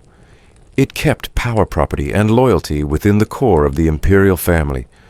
They had 14 children, though only 7 survived infancy. Among those children was Aurangzeb, the last great Mughal emperor. Aurangzeb was known for his military campaigns and conservative religious policies, but also for his meticulous control over court marriages. He arranged the unions of his sons and daughters with such precision that by the end of his reign the Mughal royal line had begun to double back on itself. Cousin married, cousin uncle married niece, and the emperor's blood remained cloistered within an increasingly narrow circle. One mainstream historical fact often overlooked is that Aurangzeb's daughter, Zeb-un-Nissa, one of the most educated and artistically gifted women of her time, was never married. Historians still debate whether this was her choice, her father's design, or a quiet acknowledgement that suitable matches had become too genetically entangled to be viable. Her poetry, filled with longing and metaphysical yearning, suggests a soul both elevated and trapped, a theme that haunts the last century of the Mughal Empire. And then there's Muhammad Shah Rangila ruling in the early 18th century. His court was colorful and indulgent, rich in music, art, and scandal. He married within his own kin, continuing the dynastic habit. But under his reign, the empire began to show signs of genetic fatigue. His children were said to be delicate in health, with records noting frequent fevers, cognitive delays, and miscarriages among the royal women. It's difficult to draw hard conclusions from scattered Mughal medical notes, but the pattern is familiar by now. Power held too closely, too repetitively, becomes brittle. One fringe detail often whispered in Indian oral histories, especially among caretakers of old palaces, is that by the mid-1700s, the Mughal children were noticeably weaker. Some say they had pale skin, unusually thin frames, and were often kept indoors for fear of exposure. A few British observers at the time remarked on the ethereal or sickly look of royal children, though their reports must be taken with colonial caution. Still, the recurring descriptions, fragile, delicate, overprotected, fit with what one might expect from a bloodline, folded too many times. Historians still argue whether inbreeding was truly a cause of decline for the Mughals, or just a symptom of their political insularity. After all, the empire's fall had many factors: economic strain, overextension, rising regional powers, and European interference. But it's hard to ignore the psychological toll of dynasty maintenance. Young heirs raised among too few peers. Girls married off to relatives they barely knew. A culture where bloodline was sacred, but where blood began to betray its keepers.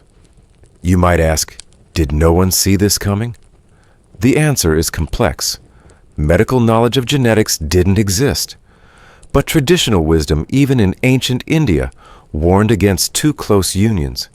Hindu caste law, for instance, had strict rules about exogamy and clan separation. Islamic scholars too often advised against cousin marriage over multiple generations. But royalty had its own rules and exceptions. To outsiders, it might have looked like elegance. To insiders, it was preservation. In truth, it was repetition. A less known but fascinating tale is that of Princess Jahanara Begum, the daughter of Shah Jahan and Mumtaz Mahal. Like her aunt Zebun Nissa, Jahanara never married. She became a patron of Sufi poetry, commissioned public gardens and mosques, and even acted as a political advisor. Some scholars believe she declined marriage because all her most suitable matches were cousins, too close for comfort, and others suspect that she feared bearing fragile heirs.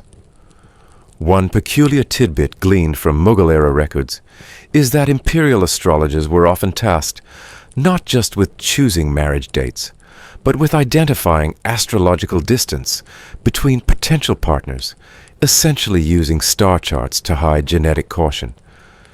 If a union seemed too close, they might advise against it on mystical grounds, never mentioning biology. It was science disguised as superstition hiding inside ceremony. Over time, the Mughal bloodline continued, but it frayed.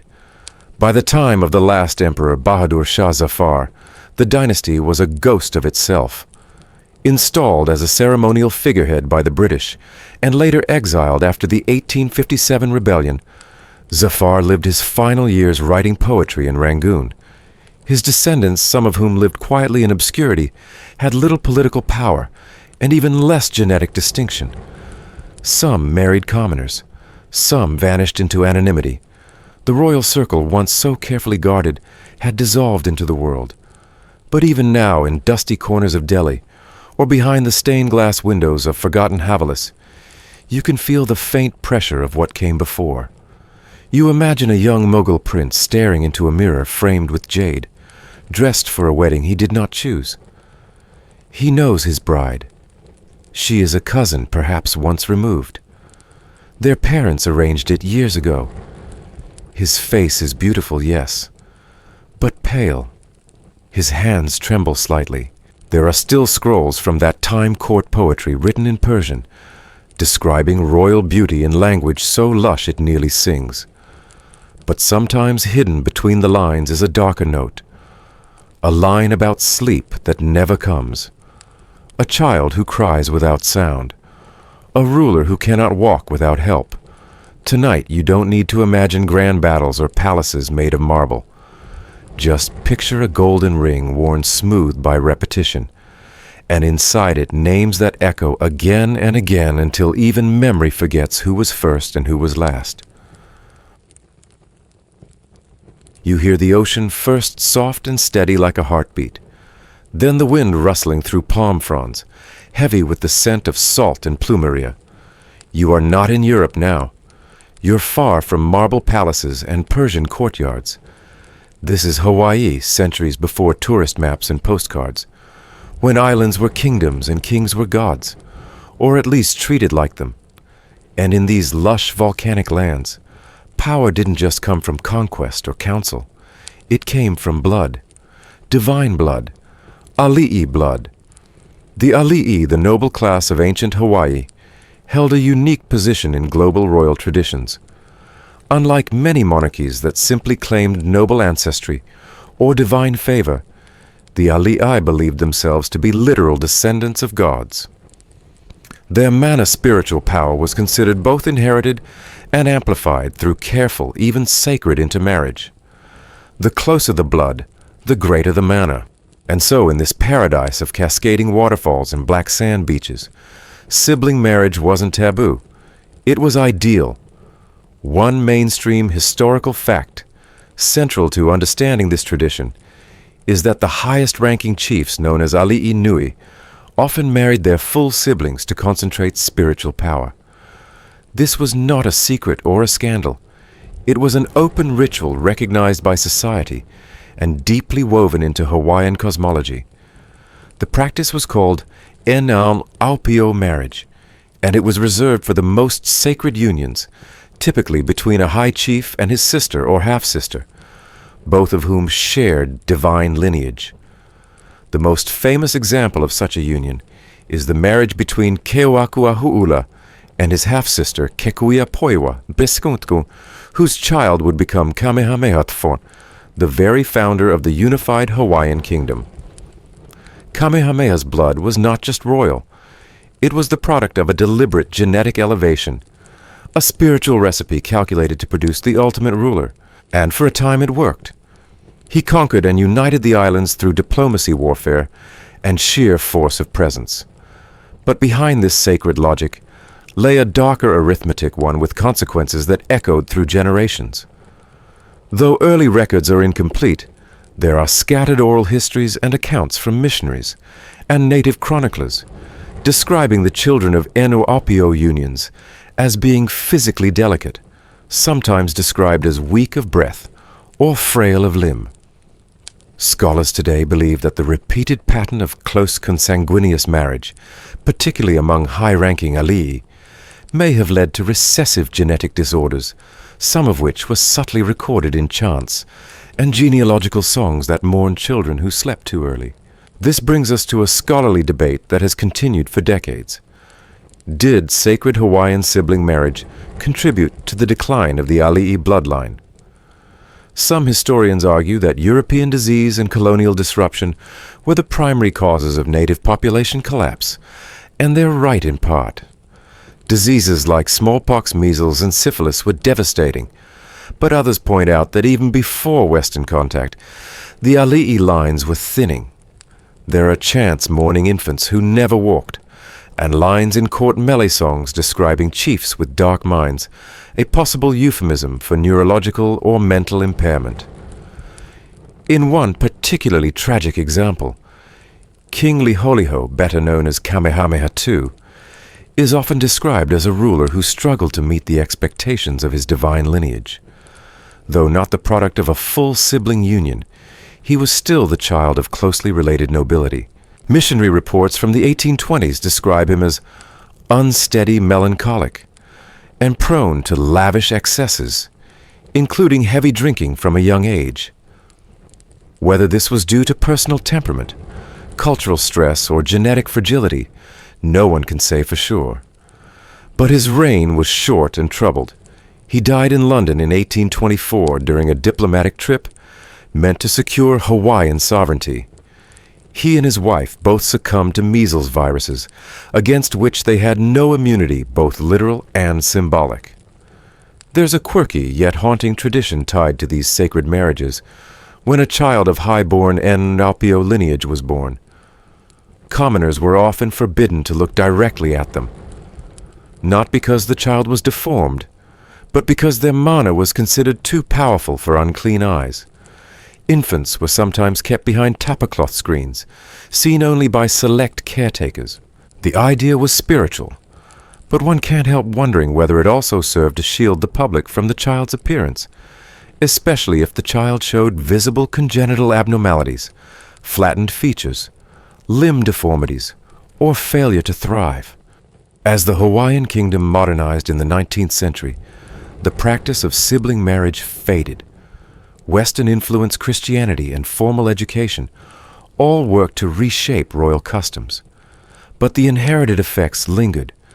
Queen Kaahumanu, one of the most powerful women in Hawaiian history, and the favorite wife of Kamehameha. I bore no children. Many believe she was infertile. Her royal status was never questioned, but her inability to continue the line marked the beginning of a silent unraveling. Later rulers such as King Kalakaua and Queen Liliuokalani were more outwardly westernized, often wearing Victorian attire and adopting European court customs. Yet even as they stepped into modernity, they carried the genetic legacy of ancient traditions. Queen Liliuokalani, the last reigning monarch of Hawaii, had no biological children and adopted a cousin under traditional Hanai practice. Her sorrow over the loss of her kingdom, and perhaps over the failure of the royal line to continue biologically, can be felt in her music. She was an accomplished composer, and her songs carry a gentle melancholy, as if whispering apologies to generations past. One fringe theory often discussed in native Hawaiian circles and speculative history forums is that the Ali practice of N-au-pio marriage wasn't just a cultural choice, it was a spiritual gamble. The belief was that if enough mana was concentrated, the child would not only survive, but ascend into greatness, transcending mere humanity. But when the spiritual balance was off, when mana concentrated without harmony, the result could be monstrous. Some ancient tales describe chiefs born with extra fingers faces that had to be hidden, or minds that never developed. These were not publicized, but passed down in whispered genealogies, private chants, and symbols carved into wood. Today, the Ali bloodline survives mostly in name. Some descendants live in Hawaii, others elsewhere. None rule. But the sacredness of their ancestry remains honored in ceremony and chants, and in the way Hawaiians speak of their past, not with shame, but with reverence for what was attempted to create greatness from purity, to make the divine mortal, and to keep it in the family. You lie back now listening to the waves. Imagine a royal birth in ancient Hilo or Kauai. The baby cries for a moment, then stills. The high priest declares the child sacred. A curtain is drawn. Outside, the people chant. Inside, the parents hold their breath, not just from awe, but from fear. They know the blood was strong, but was it too strong? And so, as your breathing slows, you realize even in paradise there were risks. Even in islands so beautiful they seemed like dreams, the human body remained fragile. It did not care for rank or mana. It obeyed only the quiet math of chromosomes. And when that math doubled too often, even the gods could not prevent the outcome. The lanterns flicker as you pass beneath a sloping wooden gate, painted vermilion and etched with time.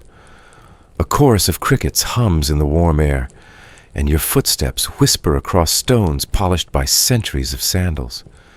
You're deep in the heart of Heian Japan, where poetry meant power appearances were everything, and politics flowed like ink, quiet, intricate, and deliberate.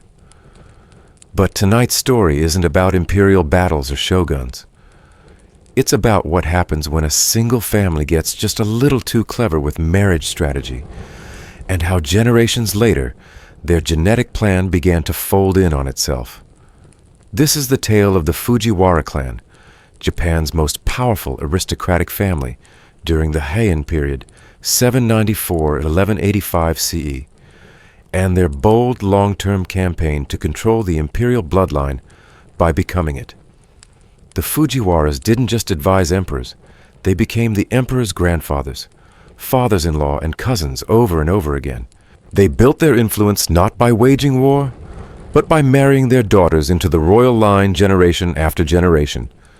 The mainstream historical fact, unquestionably accurate, is this: for nearly 300 years, no emperor ruled Japan without Fujiwara blood in his veins. The Fujiwara regents, particularly during the 9th to 11th centuries, perfected the art of dynastic politics. They offered up their daughters as imperial brides, then served as regents for their young grandsons once they became emperors. By cycling emperors through short reigns and retiring them early, the Fujiwaras ensured that no sovereign became independent enough to threaten their authority. It was a masterclass in soft power. But over time, something curious happened. The imperial bloodline began to loop. The same names appeared in genealogy charts, repeating like echoes. First cousins married second cousins. A man might serve as regent to his son-in-law, who was also his nephew. And slowly what had been strategic matchmaking began to resemble a hereditary echo chamber. One of the most famous Fujiwara daughters was Fujiwara no Michiko, wife of Emperor Ichijo. Her father, Fujiwara no Michinaga, was the true power behind the throne at the turn of the 11th century. He placed multiple daughters into the palace, ensuring that he would be the grandfather of multiple emperors. His influence was so complete that courtiers whispered he ruled more than any emperor ever could. This worked for a while, but by the mid-Heian period, the imperial family began to show signs of fragility. Infant mortality rates rose. Some emperors struggled with mysterious illnesses, chronic fatigue, skin disorders, tremors. Official records are vague, but Heian-era diaries speak of emperors who did not speak well or were slow in movement. Scholars now believe that consanguinity, repeated cousin marriages over generations, may have played a role in weakening the imperial line both physically and psychologically. There is a scholarly debate around Emperor Reizei, who reigned briefly in the 10th century. Officially, he abdicated due to illness, but Heian court journals and poetry suggest that he suffered from severe mental instability, possibly schizophrenia. Some historians argue he was merely eccentric, shaped by the rigid and ceremonial court life. Others point out that he was the product of closely related Fujiwara marriages, and that his erratic behavior, speaking in rhymes, dressing in rags, avoiding sunlight, may reflect genetic decline masked as imperial mystique. In Heian culture, the line between spirituality and mental health was blurred. An emperor could be praised for divine visions, even as he wandered the gardens alone for days refusing food. But when multiple emperors across successive reigns began exhibiting strange behaviors, even the Fujiwaras grew concerned. A few marriages were arranged with lesser aristocratic families outside the clan, but by then the imperial tree had already begun curling in on itself. One fringe but oddly telling detail appears in Heian literature. In the tale of Genji, often considered the world's first novel, the protagonist, Hikaru Genji, is an imperial prince raised in courtly elegance. He marries women from various ranks, but there is an unsettling focus on the beauty of girls who resemble their mothers, sisters, or aunts. Scholars have long debated whether this reflects real attitudes in the Heian court, where ideal femininity was often equated with familiarity, a symptom perhaps of a society increasingly confined by its own genetic mirrors. Even more telling are the religious practices of the time. As imperial children began to show signs of weakness, court priests were instructed to perform purification rituals, not just at temples, but at birthing sites. Some records mention attempts to cleanse the blood or appease ancestral spirits. While these were spiritual rites, their frequency suggests growing anxiety about something going wrong at the biological level, even if the word genetics didn't yet exist. Another ripple effect of this looping lineage was the gradual decline of male heirs. By the late Heian period, it became harder to find an emperor who was both of age and of sound health. This led to shorter reigns, more regencies, and eventually the erosion of Fujiwara control itself. When you marry your way into power for too many generations, eventually there's no one left to marry, or the pool becomes so shallow you start pulling up frayed threads instead of heirs. By the 12th century, the imperial family had become so frail and politically irrelevant that a new class, the samurai, began to rise. The Minamoto and Taira clans, once mere provincial warriors, seized on the instability and marched into power. The court's delicate rituals and incestuous alliances could no longer hold against swords and strategy. Yet the Fujiwaras didn't disappear. Their descendants continued to serve in ceremonial roles, sometimes marrying into newer noble families, or even the rising warrior class. But their era, the Heian age of incense calligraphy and quietly repeated names, was over. One quirky footnote: the Fujiwara name still exists today in Japan. You might even meet someone called Fujiwara in a Tokyo office or on a Kyoto street. But they no longer carry divine power. Just an old name and perhaps a very distant memory of political perfection gone sideways. So tonight, as you drift off, imagine a lantern-lit corridor in the imperial palace. Two children, both with the same soft features and long black hair, are being prepared for marriage. They are quiet. They are 11. Their union is not a love story, it is a loop. A loop meant to protect power. A loop so carefully wound no one noticed when it started to choke. You step into a vast stone corridor, cold and echoing with banners fluttering above your head, deep red gold-threaded bearing lions and roses. It's England, the Tudor court, a place of grandeur ambition, and the strange, almost silent grief of children who never lived long enough to be remembered. You've arrived at a dynasty that changed the course of European history, and one that quietly carried the weight of genetic sorrow beneath its jeweled crowns. Tonight's story is not about queens losing their heads, or kings feasting in great halls. It's about what happened behind the doors in the royal nurseries and the physicians' chambers. It's about the legacy of loss that ran through the veins of the Tudor bloodline, loss that may have come at least in part from a habit shared by many noble houses, marrying too closely too often. Let's begin with the best-known figure of the dynasty, King Henry VIII, famous for his 6 wives and his break with the Catholic Church. Henry is often remembered for his appetite for power, for women, for control. But look closer, and you'll see a man haunted by the inability to produce a healthy male heir. He fathered at least 11 known children, but only 3 lived past infancy: Mary Elizabeth and Edward. One mainstream historical fact is this: Henry VIII's wives, particularly Catherine of Aragon and Anne Boleyn, suffered repeated miscarriages and stillbirths. Catherine, his first wife, was pregnant at least 6 times.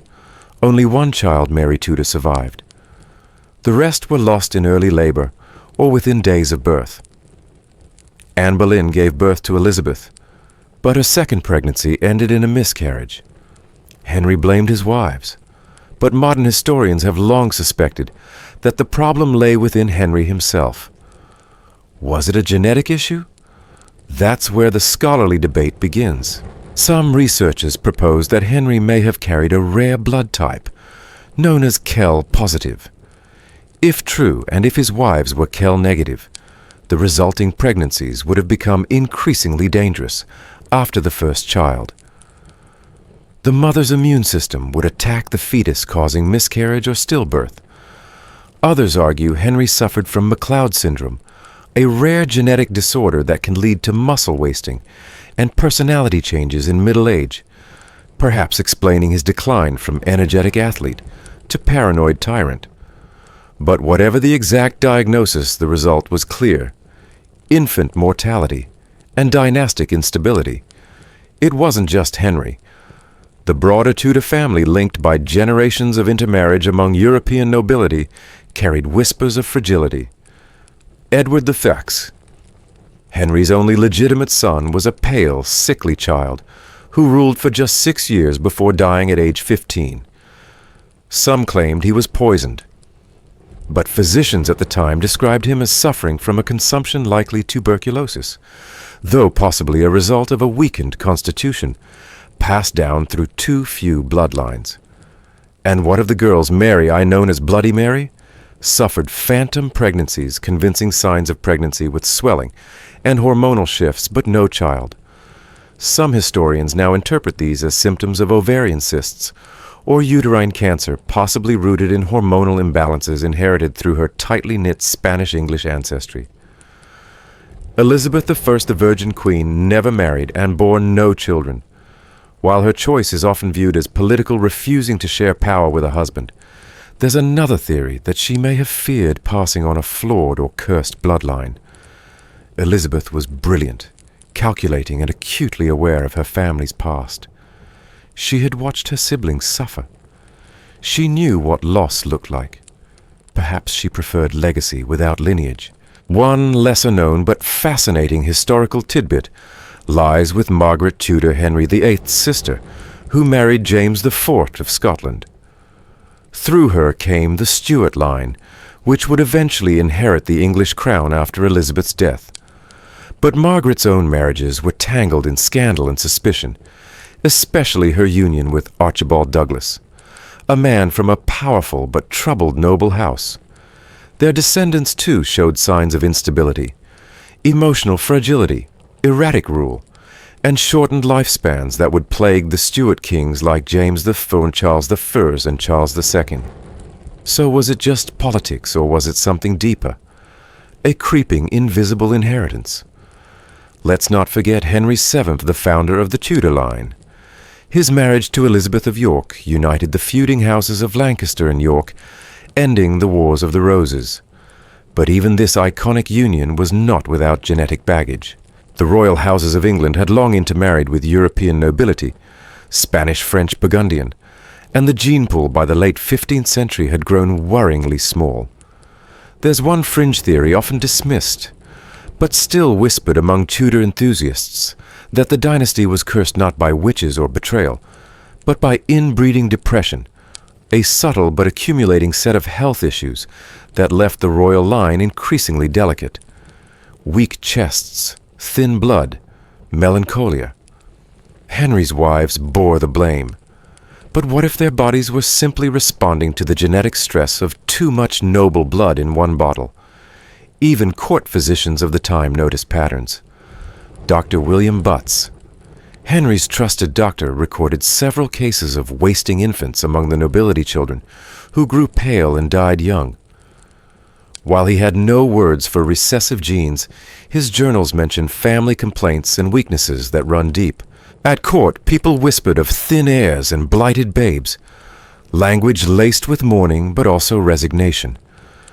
As you lie still now listening to the echoes of Tudor halls, you can almost hear a nursemaid's lullaby, soft sad sung to a child she knows may not survive the year. The fire crackles. A noblewoman weeps silently as a midwife wipes blood from a linen sheet. A priest murmurs a baptism for a baby who has not yet opened his eyes. This was the real cost of dynastic ambition. Yet the Tudors pressed on. They masked their fears with jewels and ceremony. They surrounded themselves with astrologers and artists. They painted pictures of healthy heirs and wrote poems to unborn kings. But behind the portraits were tombs, tiny coffins tucked beneath cathedrals, their names barely etched in stone. In the end, the Tudor line ended, not with war, but with silence. Elizabeth I died childless. The crown passed to the Stuarts. The Tudors, for all their power and spectacle, left no one behind to carry their name. And maybe, just maybe, that was for the best. As you close your eyes, imagine the White Tower standing against a gray London sky. Inside, a tapestry billows in the draught. A golden cradle sits empty. A letter lies on a desk unsigned. And somewhere in the corridor, the ghost of a young queen still waits for the child who never came. And now, as you quietly step back from the flickering candlelight of Tudor palaces and drift through centuries of royal longing and calculated marriages, you find yourself standing in the dim corridor of history's memory, a corridor lined not with portraits of victorious kings and queens, but with soft shadows of women who paid a cost few of their portraits reveal. Their faces, if you look close enough, tell you everything. A slant of the jaw that mirrors a cousin's. Eyes too far apart or oddly close together. Fragile limbs wrapped in velvet, a smile that's just slightly stiff. You've traveled far from Spain's brooding courts to the rain-drenched stone halls of England, from the sacred palaces of Egypt and Hawaii to the ink-brushed calm of Heian, Japan. And in each of these places, you've met women whose bodies were battlegrounds, not of war, but of lineage. These women were chosen, bred, bound. In many cultures, royalty was seen as divine. To keep that divine spark, concentrated rulers, married sisters, nieces, and cousins, over and over. With every generation, the gene pool grew narrower and the burden heavier. In exchange for stability, kingdoms gambled with fertility, sanity, and survival. One fully accurate and widely accepted historical fact is this: inbreeding increases the likelihood of recessive genetic disorders, congenital deformities, and reduced immune strength. This is not speculation, it's a biological reality. And in the family trees you followed, the signs were everywhere. Children who died too young, empresses who slipped into madness, queens who drank too much, who saw things that weren't there, heirs who couldn't hold a sword or a sentence. You may not have seen them in the portraits, but their names are written into the margins on death records, in physician notes, in the trembling lines of royal poetry that begged the gods for a healthy child just once. But these women were not merely victims. In many ways they were participants in their own myth, told they were sacred, noble, irreplaceable. They walked into these marriages not always as prisoners, but as daughters of duty. And so their stories become more than tragic. They become complex, layered with resilience, delusion, obedience, and the quiet flickers of rebellion. Take, for instance, Cleopatra II, whose parents were siblings, whose grandparents were siblings, whose children married each other, and yet she ruled with an iron resolve, outliving civil war and assassination plots.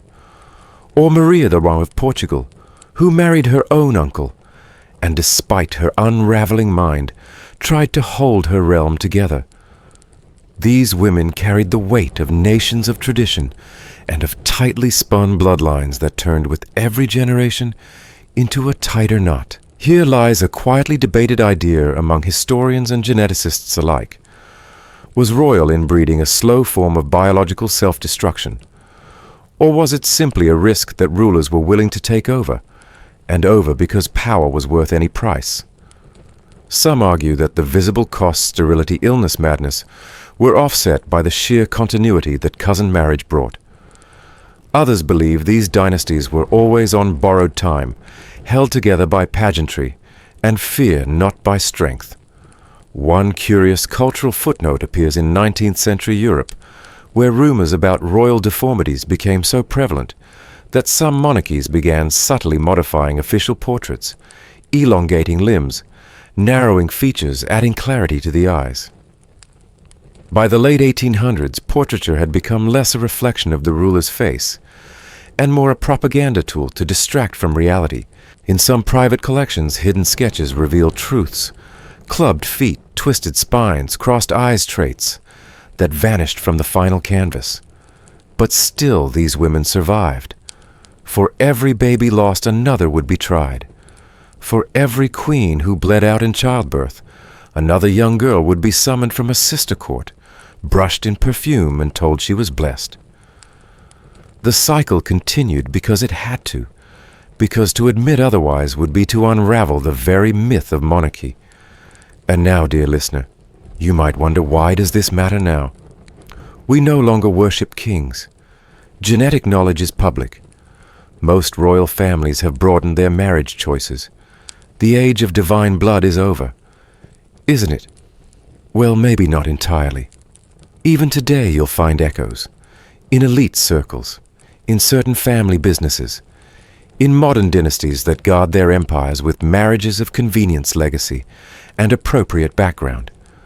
The language may have changed, but the instinct remains: keep the circle small. Protect the name. Marry someone who understands. In some ways, we're still looping the same script, just with better lighting. As your breath slows, imagine one final room. It is quiet. Stone walls. A small cradle carved with ancient symbols. A nurse hums a lullaby in a language no longer spoken. A royal mother watches unsure whether to hope or fear. Her child stirs. Will it cry? Will it walk? Will it live? She doesn't know. But she does know this: her bloodline is perfect. And that's what terrifies her most. You lie still now, remembering each woman, Isabella of Spain, whose 11 children faded like autumn leaves. Maria Louise handed to Napoleon like a pawn. Lorraine Whitaker hidden in Appalachian fog. Maria Antonia forgotten in Vienna's archives. Tutankhamun's daughters stillborn in silence. Ka'ahumanu barren in paradise. Liliuokalani alone at the end. Elizabeth the Fawn proud and childless. And all the others whose names history folded into footnotes. They were all told they were chosen. But what they inherited was not just a crown. It was a quiet, heavy curse. So now, as your mind drifts towards sleep, leave behind the marble halls and crimson banners. Let the echo of Latin prayers and lullabies in forgotten tongues fade into quiet. The stories are still here, but they ask nothing of you now. They've been told, and the women, some resting in palaces, others in unmarked graves, are no longer waiting to be heard. Breathe deeply. Imagine a vast tree under moonlight. Its branches stretch wide, heavy with names, dates, and destinies. Some limbs are broken, others bend under weight. But the tree still stands. It grows not by purity, but by reaching outward, toward the unknown, toward difference, toward life. And you are not born into a palace. You do not carry the weight of a crown, but you carry stories. You carry empathy. And tonight that is enough. Let your breath settle. Let your body soften. Let the quiet of history cradle you now, not as a burden, but as a lullaby whispered by time. Because even in stories built on sorrow, there's a kind of peace in knowing them, a kind of sleep. And so wherever you are in a castle, a cottage, or a quiet bed with a sleepy screen still glowing, know that history has curled gently around you tonight, not to frighten, but to soothe. Close your eyes. Let it go. Sweet dreams.